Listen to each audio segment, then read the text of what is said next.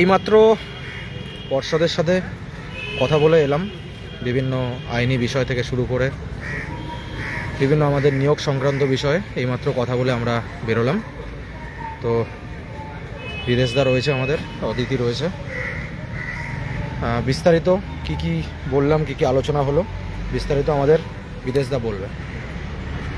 বলো।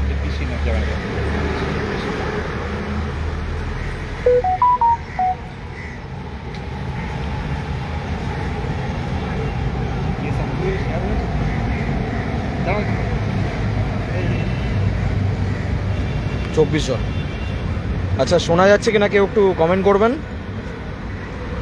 এইমাত্র আমরা পর্ষদ থেকে বেরোলাম, আমাদের নিয়োগ সংক্রান্ত এবং বিভিন্ন মামলা সংক্রান্ত বিস্তারিত আলোচনা করে আমরা বেরোলাম। তো প্রত্যেকে একটু কমেন্ট করবেন, বলবেন শোনা যাচ্ছে কিনা।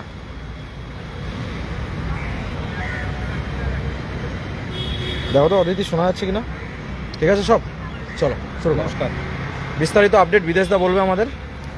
আমরা প্রথমে বিকাশ ভবন গেছিলাম, সেই লাইভটাও করেছি। বিকাশ ভবনের 3 জন আধিকারিকের সাথে আমরা কথা বলেছি।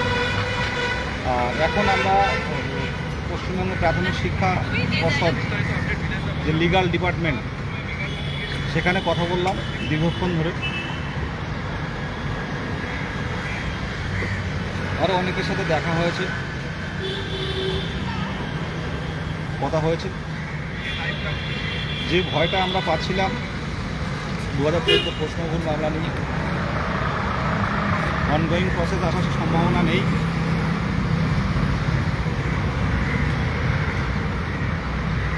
সামনের দিনে কলকাতা হাইকোর্টের দিকে তাকিয়ে থাকতে হবে।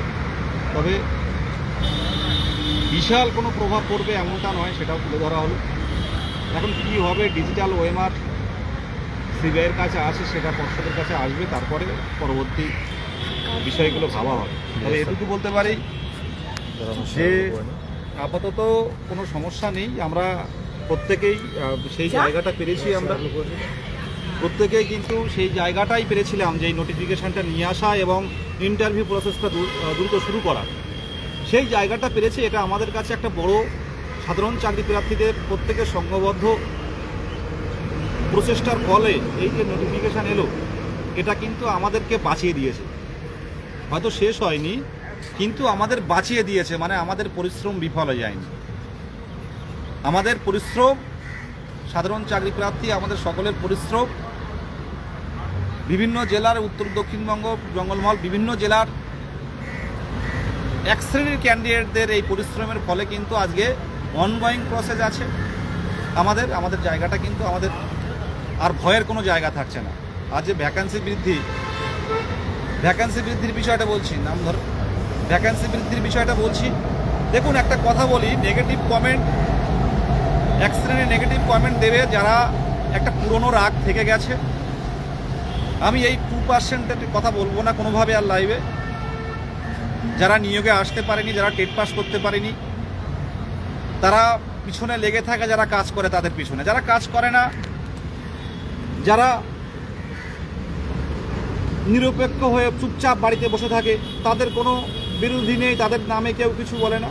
যারা কাজ করে প্রথম থেকে লাস্ট পর্যন্ত, যারা সকাল থেকে সন্ধ্যা পর্যন্ত, যারা হাইকোর্ট থেকে সুপ্রিম কোর্ট, যারা বিকাশ ভবন থেকে পর্ষদ, যারা কালীঘাট থেকে নবান্ন, যারা ক্যামাকিস্ট থেকে নবান্ন, যারা করে তাদের নামই দোষটা হয়। যারা কাজ করে মেনলি তারাই শেষ পর্যন্ত দোষের ভাগিটা হয়। আর চুপচাপ থাকলে কোনো সমস্যা নেই। আমি তো এখান থেকে 2022 সালের 11ই ডিসেম্বরের আগে একটা অজানা মুখ, একটা অচেনা মুখ ছিলাম আমি। সেখান থেকে পরিশ্রম করে 10 জন নিয়ে রাজপথে আন্দোলন শুরু হয়েছিল। সেখান থেকে সংঘবদ্ধ হয়ে আমরা বিভিন্ন জেলায়, অদিতি থেকে, অক্ষয় থেকে শুরু করে, মোহিত থেকে শুরু করে, তারা বিভিন্ন জেলার ক্যান্ডিডেটরা এক জায়গায় করে, সেই উত্তরবঙ্গের কবিরুল থেকে শুরু করে আমাদের মেদিনীপুরের শফিউল্লাহ আশিস থেকে শুরু করে আমাদের হুগলির অর্পণ শিল্পা সায়ন থেকে শুরু করে আমাদের দক্ষিণ চব্বিশ পরগনার সুভাষ হাফিজুর থেকে শুরু করে আমাদের উত্তর চব্বিশ পরগনার অদিতি পার্থ থেকে শুরু করে আরও অনেক ক্যান্ডিডেট, শুধু অ্যাডমিনের কথা বলছি না, অ্যাডমিন বলে আমরা কেউ নেই, আমরা সকলে সাধারণ চাকরি প্রার্থী। যে যখন দায়িত্ব নিতে পেরেছে, যারা দায়িত্ব নিয়েছে তাদেরকে কেউ দায়িত্ব দিয়েছে এমন না, নিজের স্বার্থে সবাই এগিয়ে এসছে।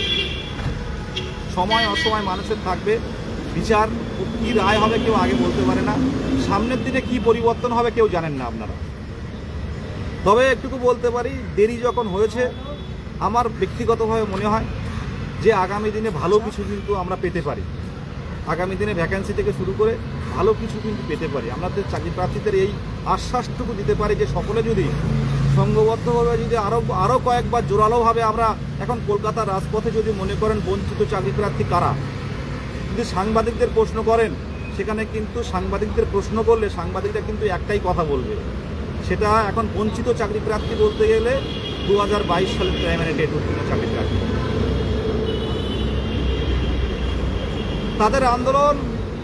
তাদের আন্দোলনে তীব্রতা, তাদের আন্দোলনের স্বতঃস্ফূর্ততা থেকে আজ কিন্তু এই নোটিফিকেশান 2025 সাল সেপ্টেম্বর মাস পুজোর আগে। এটা আপনারা প্রত্যেকেই জানেন।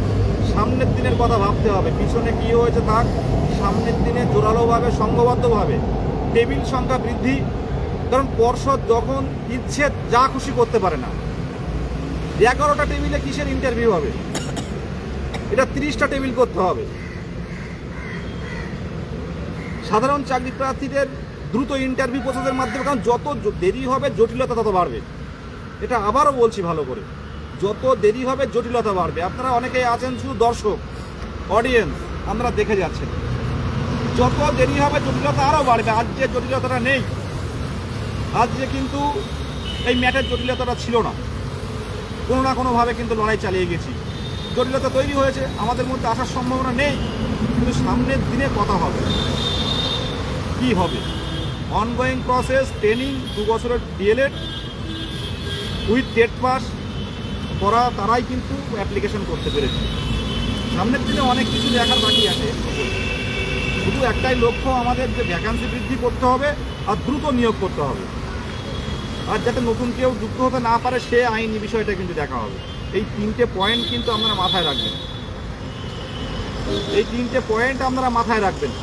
প্রত্যেকের উদ্দেশ্যে বলছি, এটা কথার কথা নয়, কিন্তু এটা সত্য কথা। জোরালোভাবে আন্দোলন করতে হবে, এটা বলেই আমি শেষ করলাম। সকাল থেকে এসেছি, কি খেলাম? হ্যাঁ, চা বিস্কুটটাই খেয়েছি। আর সবচেয়ে বলতে পারেন, দেখুন আমার চেহারা যখন আপনারা প্রথম দেখেছেন কিন্তু অনেকটাই একটু মোটা দেখেছেন, কিন্তু আজকে চেহারাটা দেখতে পাচ্ছেন অনেকটাই স্লিম হয়ে গেছে। কি জানেন, আমরা হয়তো নিজের চিন্তাটা করেন অনেকে, কিন্তু এই সাধারণ চাকরি প্রার্থীদের চিন্তা, আমার বন্ধুদের চিন্তা, যারা বারাসাত আন্দোলন করেছিল, আমার বন্ধু যারা বিকাশ ভবনে আন্দোলন করেছিল, আমাদের বন্ধু যারা এপিসি ভবনে বারে বারে বসেছিল, আমাদের বন্ধু যারা মানে বিধানসভায় গেছিল, তাদের চিন্তা। কিছু বলো, আর আমি বিশেষ কিছু বাড়াবো না। এবার কাজে হবে প্রমাণ, বিগত দিনে হয়েছে, সামনের দিনেও কাজে প্রমাণ হবে। আর যেসব নিন্দুক আছে তারা দেখতে পাবে, তাই বলে শেষ করলাম। 6টা মাস কিন্তু আমাদের সময় দেওয়া হয়েছে, আমরা সকলে নিজের মতো নিজে পড়ে গেছি। এখানে নেতৃত্বের কোনো ভুল নয়, নেতৃত্বের কোনো সফলতা নেই এমন নয়। কি সফলতা নেই? নোটিফিকেশনের মধ্যে একটা বড় নোটিফিকেশন আনার মধ্যে একটা বড় ইস্যু কিন্তু আমরা এনে দিয়েছি, একটা বড় জায়গা তৈরি করে দেওয়া হয়েছে আন্দোলনের ফলে। আর এর মধ্যে ইন্টারভিউ হওয়ার কোনো মানে এই ভোট চলাকালীন ইন্টারভিউ হবে না, কারণ ভোট কর্মীরা যারা আছেন, যারা পর্ষদের যারা আছেন, প্রত্যেকেই ভোটের বিভিন্ন কাজের দায়িত্বে পড়ে গেছেন, এটা স্বাভাবিক ছিল। আর ভ্যাকান্সি বৃদ্ধি, সামনের দিনে অ্যাডহক কমিটি থেকে শুরু করে সরকারের আধিকারিকদের আমরা যদি আরও আমাদের বিষয়টা তুলে ধরতে পারি যে দীর্ঘদিন অপেক্ষায় আছি, তারা যদি সহানুভূতি দেখাতে পারে। একমাত্র পর্ষদের ক্ষমতা নেই, একটা ভ্যাকান্সি বাড়ানোর ক্ষমতা কিন্তু প্রাইমারি পর্ষদের নেই, ভ্যাকান্সি বাড়াবে একমাত্র সরকার। সেই জায়গাটা কিন্তু তৈরি করতে হবে। আমরা বিভিন্ন আধিকারিকের কাছে গেছি, ভোটটা মিটুক আবারও যাব, তাদেরকে যত অনুনয় বিনয় করে বলতে হয় সেই জায়গাটা করব। কথা না শুনলে লাগাতার অনির্দিষ্টকালের জন্য এখানে আমাদের ধর্ণা হবে, এটুকুই বললাম, বলে শেষ করলাম। ধন্যবাদ। সবটাই বিদেশে বলে দিল, বার্তা এটুকুই পেলাম যে ভোটের জন্যই আমাদের নিয়োগ প্রক্রিয়া স্থগিত হয়েছে, এটুকুই প্রক্রিয়া আর কি। বিষয়টা এটাই যে ভোট চলাকালীন আর কোনো কিছু হচ্ছে না। দুর্ভাগ্য আমাদের, আমরা চেয়েছিলাম ভোটের আগে নিয়োগটা যাতে আমাদের কমপ্লিট হয়, কিন্তু সেটা হলো না। যাই হোক, তো এখানে আমাদের হেরে গেলে চলবে না, আমাদের লড়াই করতে হবে। কারণ লড়াইটা যদি আমরা না দিতে পারি তাহলে কিন্তু আমরা অপ্রয়োজনে আবার বসে যাবো। তাই লড়াইয়ের মানসিকতা সবাই রেডি হন, সবাই ভোটটা পেরিয়ে যান। ভোট চলাকালীন ভোটের মধ্যে কিন্তু কোনো রকম ইন্টারভিউ হবে না। আর 1594 শুনলেন বিদেশ থেকে আমাকে বললেন, বার্তা শুনলেন। আমরা আছি যে কোনো 2022 স্টেট পাস প্রাথমিক চলতি নিয়োগে আসছে না, প্রত্যেকের স্বার্থে আমরা কিন্তু লড়াই করে যাব। চলতি নিয়োগে তারা আসবে না, এটা আমাদের বলা হলো আর কি দর্শক এবং বিভাগীয় জায়গা থেকে, যে চলতি নিয়োগে কোনো রকম আসার কিন্তু সম্ভাবনা নেই। এরপর বিষয় হচ্ছে, অনেকে বলবেন যে দাদা ওনাদের কথা কেন বিশ্বাস করছেন। বিষয়টা সেখানে নয়, আমরা বার্তাটা নিলাম। যদি কোনো রকম চলতি নিয়োগে কেউ আসার চেষ্টা করে, শুধু ম্যাট 1594 কথা বলছি না, জোরে বল, কথা শুনতে জোরে বল। হ্যাঁ, শুধু ম্যাট 1594 কথা বলছি না, আমাদের যে কেউ যদি আমাদের চলতি না, কারণ আমাদের একটা অনগোয়িং প্রসেস, সব থেকে বড় কথা যেটা আমাদের গ্রাউন্ড, সেটা হচ্ছে অনগোয়িং প্রসেসে কেউ এভাবে ঢুকতে পারে না। যদি কেউ অনগোয়িং প্রসেসে ঢোকার চেষ্টা করে, সেটা ম্যাট 1594 হোক এবং কোনো বহিরাগত কোনো শক্তি যে কেউ হোক, আমরা কিন্তু তীব্রভাবে কিন্তু আমরা প্রতিরোধ করব। আমরা 2022 স্টেট পাস ডিএলএড যারা আছে প্রত্যেকের স্বার্থে ছিলাম এবং ভবিষ্যতে আমরা সাথে থাকবো। এগুলো বক্তব্য শেষ করছি। আচ্ছা, আমি শর্টেই বলবো, কাজের কথায় আসি। আমাদের ম্যাক্সিমাম 3 থেকে 4টে ডিমান্ড ছিল। এক হচ্ছে টেবিল সংখ্যা বাড়ানো, দ্রুত ইন্টারভিউ শেষ করা, শূন্যপদ বাড়ানো এবং এই ম্যাটের বিষয়টা, যেটা নিয়ে গত 2 দিন ধরে যে কাটাছেড়া করা হচ্ছে আমাদেরকে, সেটা প্রথমটায় আসি। সেটা হচ্ছে ম্যাট কেসে হারজিত থাকে। 3 বছর আমরা লড়াই দিয়েছি এবং প্রত্যেকে আমরা চেষ্টা করেছি, আমরা উকিল দিয়েও এবারেও চেষ্টা করেছি। হ্যাঁ, এটা হতেই পারে, যেটা হয়েছে সেটা আমরা এক্সপেকটেশনের মধ্যে ছিল। আমাদের মধ্যে আসবে কিনা একদম, মানে এবং আমরা এই জন্যই আজকে এসেছিলাম যে বিষয়টা নিয়ে সরকার পক্ষ বা আমাদের পর্ষদ কী ভাবছে। আমরা প্রথমে বিকাশ ভবনে গেছি, ওখানে আমরা কথা বলেছি WBSES যিনি ছিলেন তার সাথে। তারাও বললেন যে অনগোয়িং প্রসেস যেহেতু এটা একটা, সেক্ষেত্রে অনগোয়িং প্রসেসের মধ্যে আসার সম্ভাবনা একদমই ক্ষীণ। তারপরে আমরা এখানে পর্ষদে এসেছি, পর্ষদে আসার পরেও আমরা 2 জায়গায় কথা বলেছি। তারাও একই কথা বললেন, যেহেতু আপনাদেরটা অনগোয়িং প্রসেস, ভোটের জন্য এআই যারা আছেন তারা যেহেতু অ্যাভেলেবেল নেই, তাই জন্য আমাদের ইন্টারভিউটা কিছুদিনের জন্য মানে স্থগিত করা হয়েছে।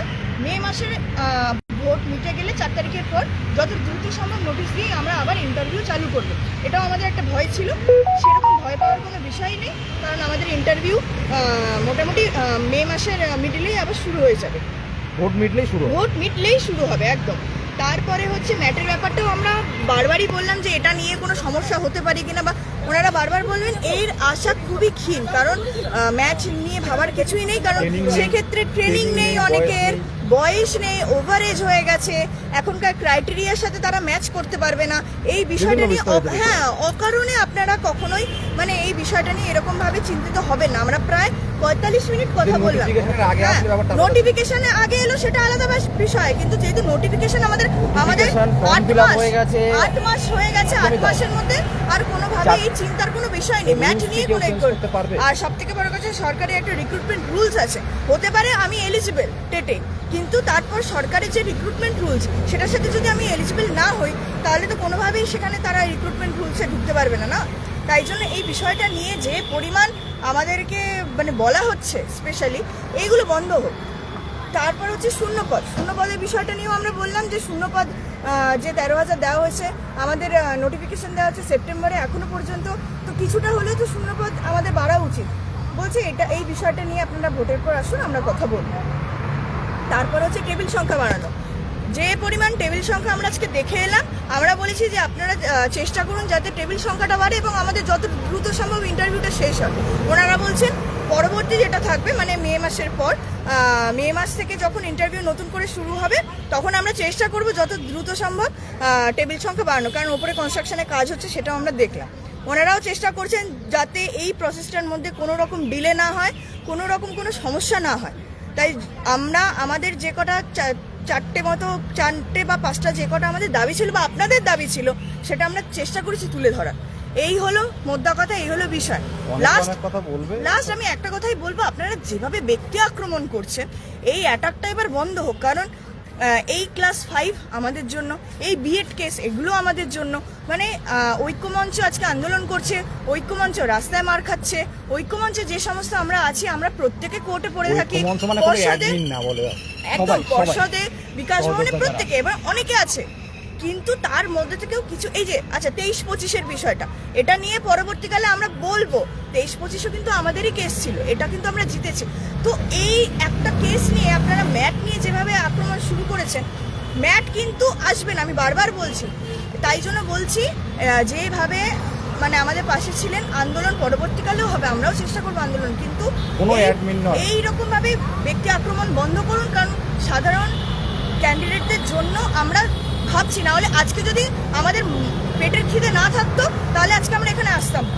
আপনাদেরও যতটা সাধারণ ক্যান্ডিডেট হিসেবে আপনাদেরও যতটা চাকরির দরকার, আজকে আমাদেরও চাকরির দরকার। পিছে পুলিশের বাড়ি আমরাও খেয়েছি, কোর্টে আমরাও যাচ্ছি, আমরাও দিনের পর দিন না খেয়ে আজকে পড়ে আছি। আমাদের একটাই দাবি, এই জিনিসগুলো এবার বন্ধ হোক। সেই গিয়ে যখন সবকিছু ঐক্যমঞ্চেই করবে, সেই গিয়ে যখন সবকিছু আমরাই করছি, তাহলে কেন, কিসের জন্য আপনারা আমাদের পেছনে এই লাঠির বাড়িটা মারছেন? কিসের জন্য? কমেন্ট সেকশন খোলা বলে যাকে যা ইচ্ছা তাই নয়, আমরা দেখছি পুরোপুরি চুপ আছে। এই বিষয়গুলো বন্ধ হোক। আমরা সত্যি মানে আমরা বিরক্ত। আজকে যদি আপনাদের মনে হয় যে এরা দায়িত্ব নিতে পারছে না, তাহলে আপনাদের মধ্যে থেকে দায়িত্ব নিন, আমরা সবসময় থাকবো। আমরা পেছনে দরকার নেই আমাদের, সত্যি আমাদের শুধু চাকরি দরকার। শুধুমাত্র আপনারা ভাবছেন আপনাদের চাকরির দরকার, একদমই না। চাকরি আমাদেরও দরকার, আমাদেরও প্রত্যেকের বাড়িতে বাবা মা আছে, আমাদের প্রত্যেকের পরিবার আছে। আপনারা যতটা বেশি হুমকি পান তার থেকে 4 থেকে 5 গুণ বেশি হুমকি আমরা পাই সারাদিন পুলিশের ফোন। আমাদের এগুলো কিন্তু সহ্য করতে হয়, আমাদেরও একটা টলারেন্স লিমিট। ক্লান্ত হয়ে গেছে সবকিছু। যখন যা মুখে আসবে এদেরকে বলবো, যা ইচ্ছা তাই বলবো, একদমই না। চাকরি আমাদের দরকার, চাকরি আমরা পাবো, আর এবং আপনারাও পান, আমরা সেটারও চেষ্টা করবো সকলের জন্য। বড় কথা সবসময় এটা কেন আপনারা ভাবছেন যে সাধারণ ছেলে মেয়ে আমরা চাকরি পাই, এরা না পাক? এতদিন ধরে লড়াই তো আমরাও করছি, আমরাও তো আসছি, আমরা চাকরি পাবো না, এইরকম ধারণাটা কেন আসছে?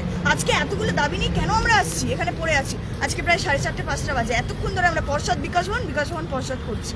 এগুলো করবেন না। এই যে এইভাবে আমাদেরকে আপনারা হ্যারাস করছেন বা এইভাবে আমাদের খারাপ চাইছেন, এতে যে আপনাদেরও ভালো হবে তাও কিন্তু না। আমি এটুকু শুধু বলবো। দেখুন, আর শেষে একটাই জিনিস বলবো যে দেখুন, ঐক্যবদ্ধতা খুব গুরুত্বপূর্ণ জিনিস। আমাদেরকে প্রত্যেককে শেষ পর্যন্ত ঐক্যবদ্ধ থাকতে হবে, এই বার্তাটাই রাখবো। কারণ আমরা নোটিফিকেশন পেয়েছিলাম, আমরা রিক্রুটমেন্ট পেয়েছিলাম, প্রত্যেকে ঐক্যবদ্ধ ছিলাম বলে কিন্তু জোরদার আন্দোলন করতে পেরেছিলাম। এই মুহূর্তে কিছুজন মানুষ এই আমাদের যে বৃহৎ ঐক্যটাকে তো সেইটা আপনারা প্রত্যেকেই ঐক্যবদ্ধ থাকুন, এটাই বলবো। কারণ ঐক্যবদ্ধ যদি না থাকি তাহলে কিন্তু ভবিষ্যতের যে আমাদের লড়াইটা সেটা কিন্তু কোথাও না কোথাও বিঘ্নিত। প্রত্যেকে বলবো যে ঐক্যবদ্ধ থাকুন। আর ইন সার্ভিস বিষয় নিয়ে আমাদের বিদেশদা বার্তা দেবে কিছু। ইন সার্ভিস বিষয়টা নিয়েও কথা হয়েছে, আমরা ভুলে যাচ্ছিলাম। দেখো, ইন সার্ভিসের বিষয়টা আবারও বলছি, মনে করুন কেউ 14 টেট পাস, আবার কেউ 22 টেট পাস। এবারে মনে করুন আপনি চাকরি পেলেন, পেলে আপনার আইডি বলতে গেলে ওই টেট সার্টিফিকেট, এনরোলমেন্ট নাম্বারটা। এবারে কেউ 14 টেট পাস হয়ে, কেউ মনে করুন 2022 টেট পাস, মানে 14 টেটে চাকরি করছে, 2022 টেট পাস, 2022 টেট সার্টিফিকেট দিয়ে কিন্তু সে ইন্টারভিউ দিচ্ছে। আর একটা কথা বলি, দেখুন সব ভেরিফিকেশানে কিন্তু ধরা পড়ে না, কিছু কিছু ক্ষেত্রে কিন্তু এই 2022 প্যানেল আপনারা লক্ষ্য করবেন, ইন সার্ভিস ছিল না, আমার দেখবেন 2-1 কিন্তু চোখে ধুলো দিয়ে কিন্তু ইন সার্ভিস ঢুকে আছে, 2-1, খুব বেশি না। এটা থাকে প্রত্যেকটা প্যানেলে থাকে, এই 1-2 জায়গা এরকম থাকবে আজও অন গড বলছে, আজও বলে এলাম, স্যার বললেন যে আমাদের দিক থেকে কিন্তু চেষ্টা চালিয়ে যাচ্ছি। আমরা বলছি আধার কার্ড মারুন, তা বললো আধার কার্ড দিয়ে দেখার মতো সেই স্ট্রাকচার কিন্তু আমাদের নেই, সেই জায়গাটা তৈরি হয়নি, কিন্তু সামনের দিনে কী হবে কেউ জানে না। আর যারা একটা কথা, যারা ইডব্লিউএস টেস্ট নিয়ে পরে আপডেট করতে যাচ্ছেন, অনেকের প্রশ্ন এটা, ওবিসির ক্ষেত্রে ব্যাপারটা আলাদা, কারণ ওবিসি একটা কেস ছিল। যারা আপডেট করতে যাচ্ছেন এটা করবেন না, যে যেভাবে অ্যাপ্লিকেশন করছেন এগিয়ে যান, পরে কিন্তু আইনি জটিলতায় পড়বেন।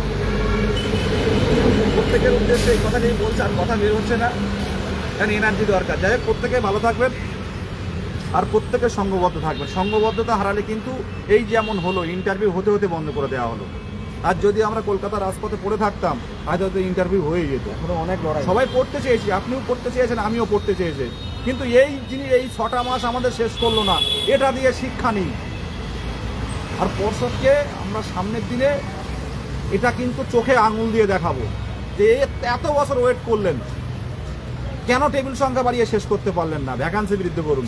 নাহলে ইন্টারভিউ আপাতত বন্ধ রেখে আমরা 1 মাস ওয়েট করছি কি 1.5 মাস ওয়েট করছি, আমরা আরও 10,000 15,000 ভ্যাকান্সি দিন, আমরা ওয়েট করতে রাজি আছি। ধন্যবাদ প্রত্যেককে। একটাই কথা বলবো, আপনারা একটু সহানুভূতিশীল হন।